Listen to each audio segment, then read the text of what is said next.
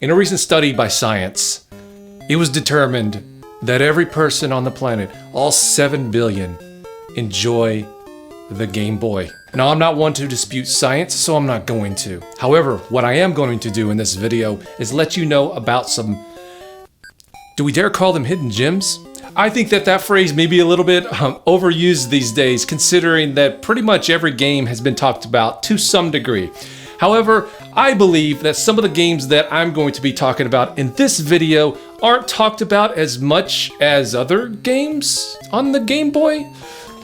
For instance, the Super Mario Worlds, the Link's Awakening, those sort of things. Did I say Super Mario World? Damn f***ing balls, son of a bitch!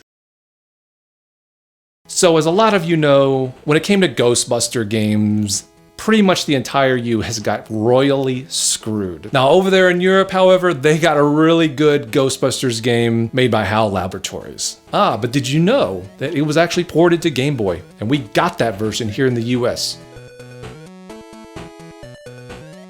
This one Game Boy game blows everything that we got here in the US out of the water on the NES. It's a completely different play mechanic, completely different game altogether. It's a top-down action game where you pick two characters. The first character will shoot the ghosts, and the second character will trap the ghosts. It follows the movie relatively close. You got the museum, you got the sewers, you got the courthouse, all kinds of different power-ups, and those cute cartoony graphics that I personally really like in a game. Yes, now unfortunately this game is a little watered-down version of the NES game. However, many here in the US have never been able to play that game on the NES, so this is a great alternative if you ever wanted to. Now, this game was not produced in high numbers, so it is relatively uncommon. If you find it at a flea market, try to get it for $2. I'm f***ing suck at reviewing f***ing games! The next game on our list is called Battle Unit Zenith. In Battle Unit Zenith, you are a giant mech and you're blasting the hell out of other giant mechs. The game's levels alternate between auto-scrolling horizontal stages and vertical non-automatic scrolling stages. Now, the thing that kind of sets this game apart, in my opinion, is the controls. Unlike most shooters where the directional pad will send you in the direction that you need to go up or down, you're basically fighting gravity. So the longer you hold down the jump button, your character will fly up in the air, and once you release it, you'll go dropping back down again. It's kind of interesting, and I like the way that it was done, and it kind of gives a unique spin on the whole horizontal shooter. You get no lives in this game, zilch, 0. But you do get unlimited continue, so that's a good thing. Basically what that means is if you die, you have to start the stage over again. There's no checkpoints, there's no hand holding, you just need to get good at this game. So this game, never see anybody talking about it, so I wanted to mention it. And the great thing is, it is relatively cheap and common. The next time you see it online, pick it up. Next time you see it at a game store, pick it up. You should be able to get it pretty cheap. With the Game Boy having so many different puzzle games on the system, you knew there had to be at least one puzzle game on this list. And the one that I chose is Quark.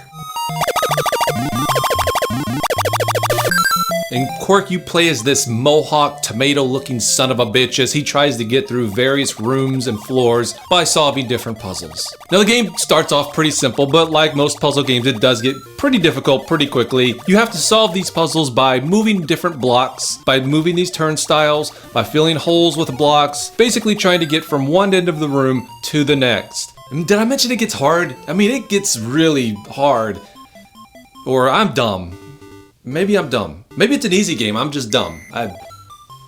Maybe that's it. The fact that this game is actually on my list is pretty significant.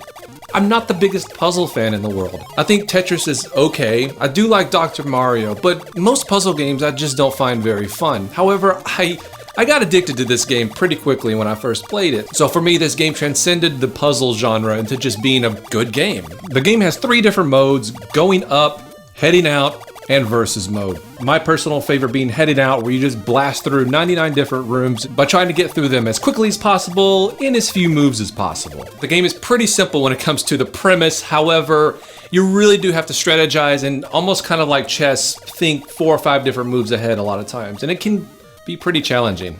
Fortunately, this game is pretty common. You should be able to get the game pretty cheaply at your local video game store, and make sure that when you do buy the game, you tell the clerk, "I'm buying quick because Billy Cole said so." and get kicked out. Game ball. Moving on, we have a game that's pretty uncommon and it's actually been raising in price, unfortunately, Felix the Cat. I was actually fortunate enough to find this game at a local game store when it was still relatively cheap. I got it for under $20 and I picked it up because I had played the NES game and I really liked that one, so I figured the Game Boy game would be kind of more of the same good stuff. I think the thing that really defines this game is the power-ups. You get tons of power-ups and they're really fun. Riding in a vehicle to riding in a tank. And you thought those power-ups were great? Well, I got more power-ups for you because each stage has different power-ups in it. You can be anything from a fighter jet to a submarine. You can ride a turtle. Felix has a ton of power-ups in that little magical bag of tricks that he has. Now, it is a fun game, it really is, but it is super easy. It's only got 6 stages. You can beat it really quick and probably never even die once. With that said, does the high price tag equal the amount of enjoyment you would get out of the game? Not quite sure about that. I'm probably gonna say maybe no, but if you can find the game cheap, and I mean, I think pretty much these days, cheap means maybe under $20, you might want to consider picking it up. So now we're to the game that I actually like the most on this list. And it's one I have a lot of nostalgia for because it was one of the games I actually owned as a kid. And that's Alien 3. What stands out most about this game is that it is not a port of anything. It's its own standalone game that was completely developed for the Game Boy exclusively. It's a top-down action game where you have to solve puzzles, specifically with air vents. You manage your inventory, you find items. It's really, in a way, kind of like a Resident Evil game in some aspects. And I will say, kind of like Resident Evil, it has this brooding sort of atmosphere to it. It's kind of creepy. I remember actually being genuinely creeped out playing this game. The thing is, you have limited ammo. So a lot of times you're going off in these different hallways and rooms and you hear the aliens. You hear them creeping up on you. You know they're coming. Do you have enough ammo? Should you run back and try to go get some ammo, or are you going to be able to take them? And your heart starts pounding a little bit. It's genuinely terrifying in a way. And I always liked how this game starts off. You're not just thrown in with aliens everywhere. It's kind of a build-up. You're going around and all of a sudden you may come across like an egg. And then the little face huggers are running around. And then it's the small aliens. And then the aliens get bigger as the game progresses. It's kind of a build-up. And then eventually you're fighting the queen. Now that's a tedious battle. Now the one thing that did annoy me about this game is sometimes finding the items was a chore. Now a lot of times they were out in the open, you could find them easily, but other times I literally had to go along the map and just go to every square corner, every square inch, trying to find the items that I needed. That was completely invisible, by the way.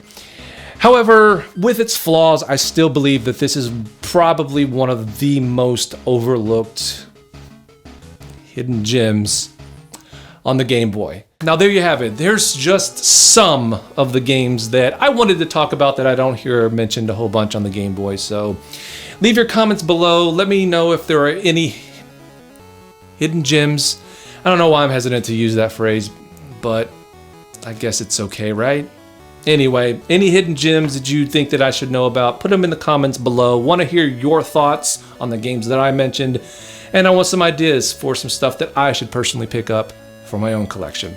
Thanks for watching. Ice cream. Give me ice cream with whipped cream. Ice cream.